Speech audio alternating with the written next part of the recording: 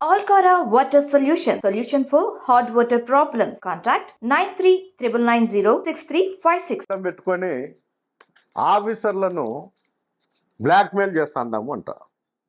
ఇందో 9 మంది ఆఫీసర్లు, revenue officer,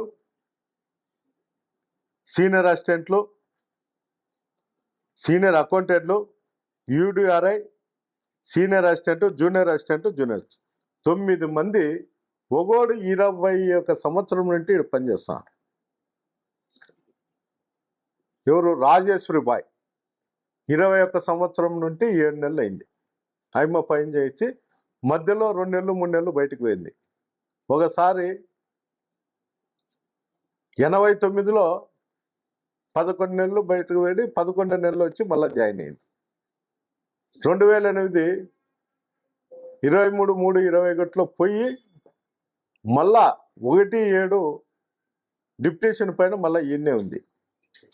ఇట్లా 3 దఫాలుగా ఆమె బయటకు పోవడము, 2 నెలలు 3 నెలలకు రావడం, మొత్తం పైన 21 సంవత్సరం నుండి 7 నెలలు ఆమె ఇక్కడ పనిచేసింది.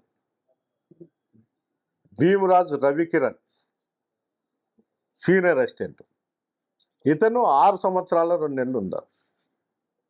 అంటే ఇతను బయటికి 3 నెలలు 4 నెలలు పోయినాడు, మళ్ళీ ఇటుకే వచ్చి ఉన్నాడు. సువర్ణ లక్ష్మి సీనియర్ అసిస్టెంట్, ఈ అమ్మాయి ఎవరో కానీ ఈమె కూడా ఒక్కసారి బయటకు పోయింది. 12 సంవత్సరాల 2 నెలలు ఈయన్నే పనిచేసింది. పవన్ కుమార్ ఇతను 6 సంవత్సరాల 1 నెల పనిచేసినాడు. ఇప్పటికీ 6 సంవత్సరాలు 2 నెలలు పనిచేసినాడు. జహముద్దీన్ సీనియర్ అసిస్టెంట్ 25 సంవత్సరాల 9 నెలలు పనిచేసినాడు. ఇక్కడ ఇంకోడు ఎవడో ఉన్నాడు ఓబ్లేస్ అని, 31 సంవత్సరం 9 నెలలు, అంటే 32 సంవత్సరాలు. మహబూబ్ బాషా 7 సంవత్సరాలు. శ్రీకుమార్ జూనియర్ అసిస్టెంట్ 25 సంవత్సరాల 9 నెలలు ఇక్కడ పనిచేసినాడు.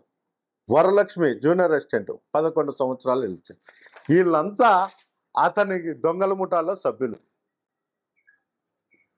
దానికి తోడు మున్సిపల్ కమిషనర్ ఒక సామాజిక వర్గానికి చెందినోడు. ఓరికి నేను ఎమ్మెల్యే కాబట్టి ప్రోటోకాల్ పాటించినట్లు నక్క వినయాలు గుర్తించి చైర్మన్తో కొలీడై మున్సిపాలిటీ సిబ్బందిని కానీ మున్సిపాలిటీ వర్కర్లను కానీ పని చేయకోకుండా పెట్టారు. ఇవన్నీ ఏమి తెలియనట్లు ప్రభాకర్ రెడ్డి నటిస్తాడు. అయ్యా నీ నటనలన్నీ సాగవు, అయిపోయింది. ఎందుకు చెప్తానా అంటే ఈ కమిషనర్ వాళ్ళతో కొల్లీడైనాడని. తాడిపత్రిలో ఉండే ప్రతి అధికారి పైన అతను హైకోర్టుకు పోయినాడు, ప్రతి ఒక్కరిపైన పిటిషన్ వేసినాడు. ఏం మున్సిపల్ కమిషనర్ మీద ఏంటికి వేయలే. మున్సిపల్ కమిషనర్ నా మాట వింటే వేసిండు, నా మాట వినడం లేదు కాబట్టి శానిటరీని నెగ్లెక్ట్ చేస్తున్నాడు కాబట్టి డీజిల్ కూడా 4 నెలల తర్వాత అయ్యను బంగపోయినా కూడా పోయకపోతే రామకృష్ణాడిని పిలిచి మీ మొబైల్ ట్యాంక్ ఉంది కదా డీజిల్ పట్టే అంటే పడితే 30 లక్షలు 40 లక్షలు అప్పులు ఉంటే ఈ బుద్ధుడికి 25 లక్షలు ఉంది. 2 సార్లు మానుకుంటే నేనే డబ్బు కట్టి మళ్ళీ బిల్లు వచ్చినాక ఇప్పించిన. ఏంటికి కానీ అప్పు ఉంటే ఏ మున్సిపల్ కమిషనర్కి తెలుదా లేకపోతే ప్రభాకర్ రెడ్డికి తెలుదా? ఒకరిని బెదిరించి డీజిల్ పట్టినప్పుడు మిగతా వాళ్ళతో డీజిల్ పట్టీలు అనేది చైర్మన్కి బాధ్యత లేదా? తాడిపత్రి మున్సిపాలిటీలో ఉండేటువంటి ప్రజలు కూడా ఆలోచన చేయాల. ఏమయ్యా చైర్మన్ అతనని, యాడన్నా డ్రైనేజ్ మునిగిపోతే ఎమ్మెల్యేకి ఫోన్ చేస్తారు, శానిటరీ ట్రాక్టర్ రాకపోతే ప్రజలు ఎమ్మెల్యేకి ఫోన్ చేస్తారు. అంటే తాడిపత్రిలో మున్సిపల్ చైర్మన్ లేడనేదే వాళ్ళ భావన. ఉండింటే ఏంటికి కానీ ఆయనకి చేయరు, నీళ్లు రాకపోయినా నాకే చేస్తారు. ఈ పరిస్థితులలో ఈరోజు హైడ్రామా క్రియేట్ చేస్తారు. కొంతమంది మా పార్టీ నుండి ఒత్తాసు పలుకుతూ అంటారు. టీఎంగల్ కాడ ఉండేది, మున్సిపల్ ఆఫీసులలో ఉండేది. సిగ్గు చరణము ఉంటే మీరు ఈ జెండా కింద బతకము, మేము ఇంకో జెండా కింద బతుకుతాము అనే తట్టుకుంటే మీ సిగ్గు చరం ఉంటే బస్సులు దుడుచుకుంటే వాడిని ఇంటికాడ బతకండి. ఇండైరెక్ట్గా మాట్లాడేది, ఇండైరెక్ట్గా చేసేది ఇదేం లేదు. జయాపజయాలు ఓటమిలు ఇవి సహజంగా జరుగుతుంటాయి. నేను ఎవడంటే వాడు ఏందో మాట్లాడినాడని పిలిచి నేను మాట్లాడేవాడిని కాదు. మీ చాటాక్ చెప్పులకు నేను భయపడేవాడిని కాదు. నేను చికెన్ షాప్ కాడ లెక్క ఎగరగొట్టలే, ఏ చికెన్ షాప్లో నేను డబ్బులు తీసుకోలే, ఏ వ్యాపారస్తులతో నేను డబ్బులు తీసుకోలే, ఏ టీ అంగడి కాడ టీ తాగి నేను ఎత్తుకొట్లే. అయ్యా, ఎగరగొట్టే వాళ్ళు, ఎత్తుపెట్టే వాళ్ళు అంతా కూడా ముఠాలో ఉన్నారు. ఆ ముఠానే ఈ ముఠా. ఆలీబాబా 40 దొంగలు అన్నారు కానీ, అయ్యా ఆలీబాబా 40 దొంగలు అని అప్పుడు ఉండారేమో కానీ ఈ లెక్కాచారానికి ఈడ పెద్ద ముఠా ఉంది. నా దగ్గర అందరు ఉన్నారు, మంచోళ్ళు చెడ్డోళ్ళు అందరు ఉన్నారు, దొంగలు మాత్రం లేరు నా దగ్గర. దానికి నేను సంతోషిస్తాండా. ఏంటికైతే అందరికన్నా పెద్ద దొంగ చైర్మన్, ఇంకా వాడిని మించిన దొంగ లేడు కాబట్టి అంతకన్నా ఎక్కువ ఉండింటే నేను చేరదీసింది మేము. ఎవడన్నా ఉన్నా కూడా అంతకన్నా తక్కువే. అందువల్ల నేను చేరదీసే కూడా నా మనసు ఒప్పడంలే. అందరికన్నా అతనికన్నా చైర్మన్ కన్నా పెద్ద దొంగ ఎవరైనా దొరికితే నేను చేరదీస్తా. ఏంటికంటే వాని అనుభవాలు కూడా తెలుసుకోవాలి కదా. అతనితో నేను అనుభవాలు తెలుసుకునేకి అతనితో నేను కలిసి తిరగలేను కాబట్టి, అతనితో కలిసి మాట్లాడలేను కాబట్టి అతని అనుభవాలు నాకు తెలియదు. అందువల్ల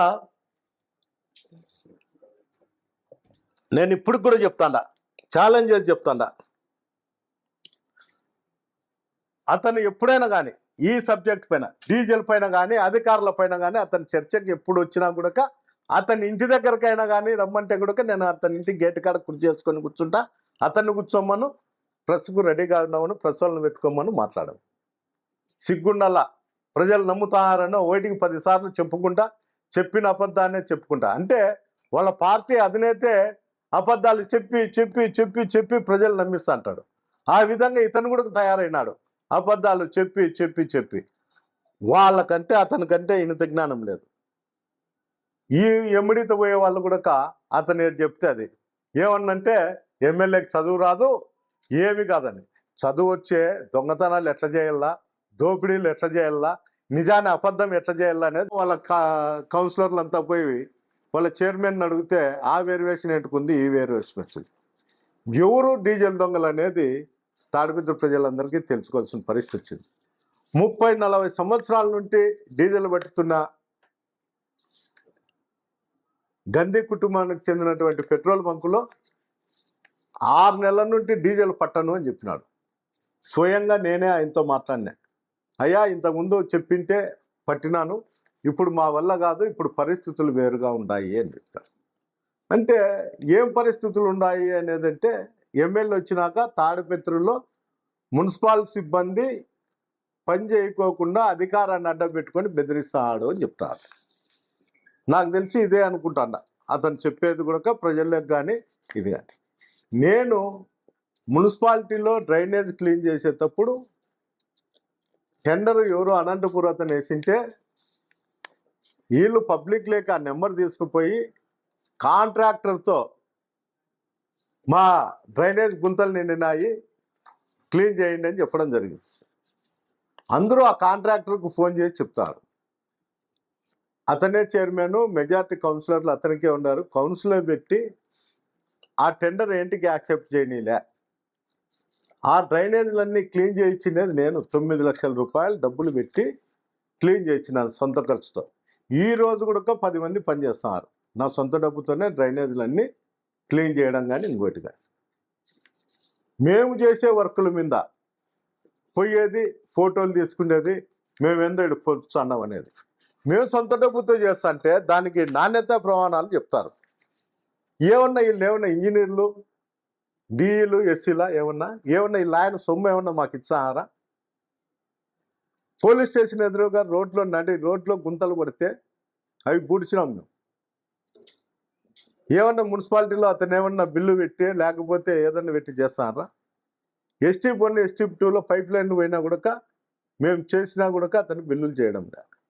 అన్నిటికన్నా దారుణమైన పరిస్థితి ఏమంటే, ఎవరో మున్సిపాలిటీ వాళ్ళు టైలర్స్ కాలనీలో గుంత పెట్టింటే దాన్ని పెద్ద రాద్ధాంతం చేసినాడు. నేను నా సొంత ఖర్చులతో ఇదంతా పైప్ లైన్ చేస్తాడా అని. చేసినాడో లేదో మీరందరూ కూడా పోయి అక్కడ పోయి మున్సిపాలిటీ సిబ్బంది కానీ అందరూ పోయి చూస్తే తెలుస్తుంది. ఒక తుంట పైప్ వేసినాడు, నీళ్లు ఇప్పటికీ పోవడం లేదు, ఇబ్బంది పడతానే ఉన్నాడు. అంటే మున్సిపాలిటీలో ఏది జరిగినా ఎక్కడ జరుగుతానే కూడా నేను బాధ్యత తీసుకొని నేను శానిటరీ పైన పనిచేయడం జరుగుతుంది. ఈవెన్ మున్సిపాలిటీ సిబ్బంది స్ట్రైక్లో ఉన్నప్పుడు కానీ, కరోనాలో ఉన్నప్పుడు కూడా మేమే చాలా మంది మున్సిపల్ సిబ్బంది పనిచేయకపోతే మేమే బాడగలు పెట్టి కూడా ట్రాక్టర్లు తీసుకొచ్చి మా కార్యకర్తలు నాయకులు బాడగలు తీసుకొచ్చి ట్రాక్టర్లు తోలిన పరిస్థితి కూడా తాడిపత్రిలో. ఇంకోటి, నీ కౌన్సిల్లో శాంక్షన్ చేయలే. ఏమయ్యా, కౌన్సిల్లో శాంక్షన్ చేస్తే ఎమ్మెల్యేకి మంచి పేరు వస్తుందనే, లేకపోతే ఏమి? ఈ కౌన్సిలర్లంతా నడుచంటారే, గాడిదలు నడిచినట్లు తెలివి ఉండాల. మా నాయకుడు ఏం చేస్తాడు, ఇంత ఫండ్స్ తెచ్చా అంటే ఈ ఫండ్స్ మనము ఖర్చు పెడితే ప్రజల్లోకి పోవచ్చు మనం అనేది చెప్పచ్చు. మళ్ళీ వీళ్ళు పోతారు ఒకరు ఇళ్ళ కాడ, గెలిచేది అస్మిత్ రెడ్డి, బాబు సూరిటీ వాళ్ళ ఆయన సూరిటీనో ఏదో చెప్తా అంటారు, ఏందో గ్యారెంటీ అని. వాళ్ళకే గ్యారెంటీ లేదా, ఇంక ప్రజలకు ఏంది గ్యారెంటీ ఇచ్చారు? చంద్రబాబుకి లేడు, ప్రభాకర్ రెడ్డికి లేరు. ఎంతోమంది గ్యారెంటీ ఇచ్చేనే ప్రభాకర్ రెడ్డి ఈరోజు బయట ఉన్నాడు లారీ కేసులలో. ఇంకా ఏంది ప్రజలకు వీళ్ళు గ్యారెంటీ ఇచ్చేది?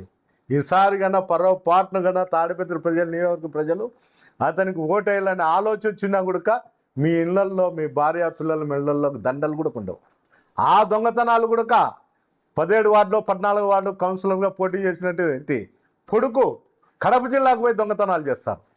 ఇతన్ని నేను మీటింగ్లో చెప్తే తాడిపత్రిలో లారీ దొంగతనాలు అది ఇది అని చెప్పినాక వారానికే కళ్యాణదుర్గం వాడు వచ్చి ఇటు చైన్ స్మోకర్ అయినాడు, దండలు గుంచుకుపోయినాడు. ఏంటిగా ఇటు దండలు గుంచుకుపోయినంటే వాడంత పెద్ద దొంగ ఉన్నాడు, చిన్న దొంగ నేను దండలు గుంచుకుంటే నన్నెందుకు పట్టుకుంటారు పోలీసు వాళ్ళని.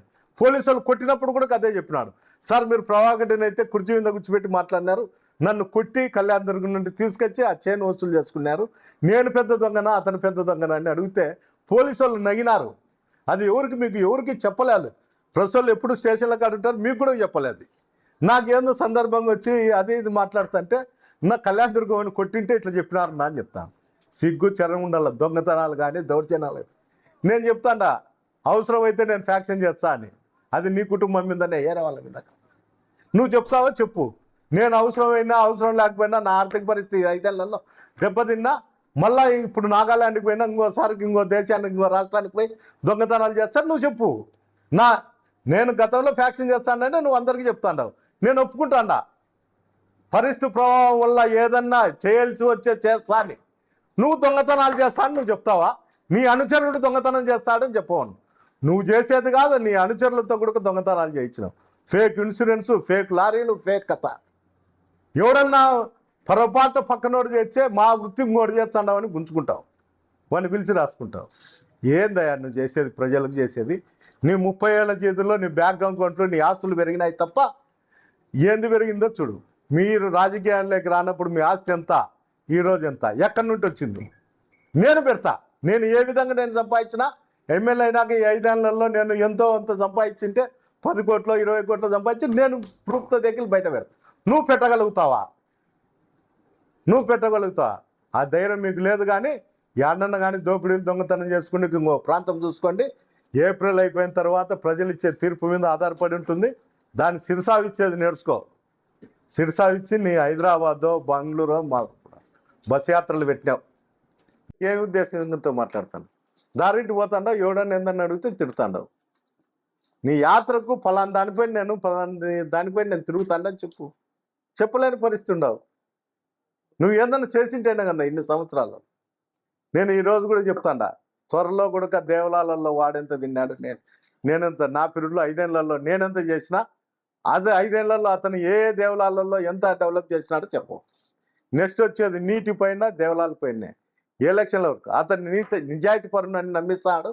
దయచేసి తాడిపత్రి ప్రజలకు అందరికి కూడా నేను నమస్కారం చేసి చెప్తాడా, నమ్మకండి, నిజం తెలుసుకోండి. నిజం తెలుసుకునేటప్పుడు ఎవడు మంచోడో ఎవడు చెడ్డోడో మీకే ఆలోచన చేసుకొని మీ ఆలోచన పరంగానే ఉంటాం.